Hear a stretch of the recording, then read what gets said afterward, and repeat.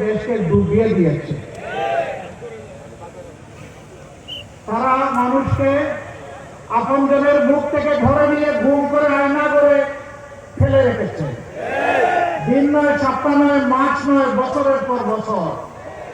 আপনজনরা জানতেন না তারা বেঁচে আছেন নাকি দুনিয়া থেকে বিদায় নিয়েছেন। তারা জানতেন না তারা কোথায় পড়ে আছেন।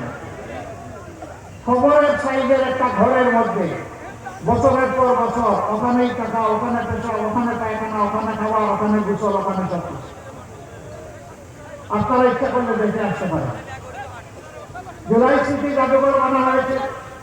স্বৈরাচার যে জায়গা থেকে বসে বসে সারা দেশটাকে জুলুমের রাজ্যে, হত্যা এবং খুনের রাজ্যে, ধর্ষণ এবং লুণ্ঠনের রাজ্যে পরিণত করেছিলেন সেই গণভবন।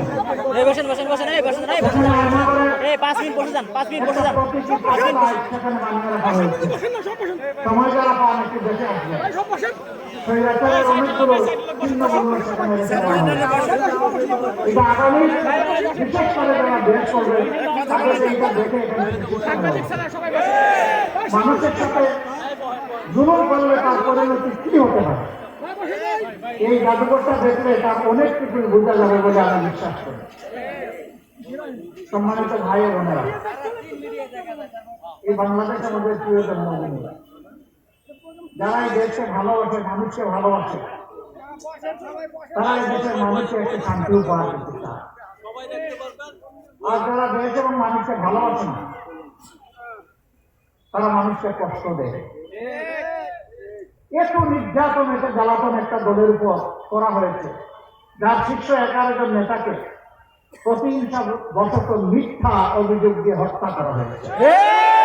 1000 কর্মীকে দুনিয়া থেকে বিদায় দেওয়া হয়েছে, যারা বিচারে বিটা পর্যন্ত চোখে দেখে নাই। কোথায় কিভাবে মেরে খালে মিলে তাদেরকে ফেলে দেওয়া হয়েছে সে দুঃখের কাহিনী এখন বলার সময় নেই।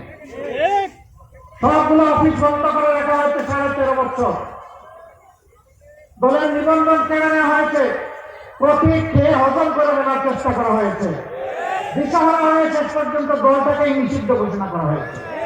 নেতৃবৃন্দের বাড়িঘর বোর্ড দিয়ে ভেঙে চুরমার করে দেওয়া হয়েছে। এর প্রেক্ষাপটে আল্লাহ তাআলা যখন আমাদের বুকের সন্তান, আমাদের গর্বের সন্তান, আমাদের যুব সমাজের নেতৃত্বে যে বিপ্লব সংগঠিত হয়েছিল, তার বিনিময়ে আল্লাহ তাআলা আগস্টের 5 তারিখে জাতিকে মুক্ত ছিলেন।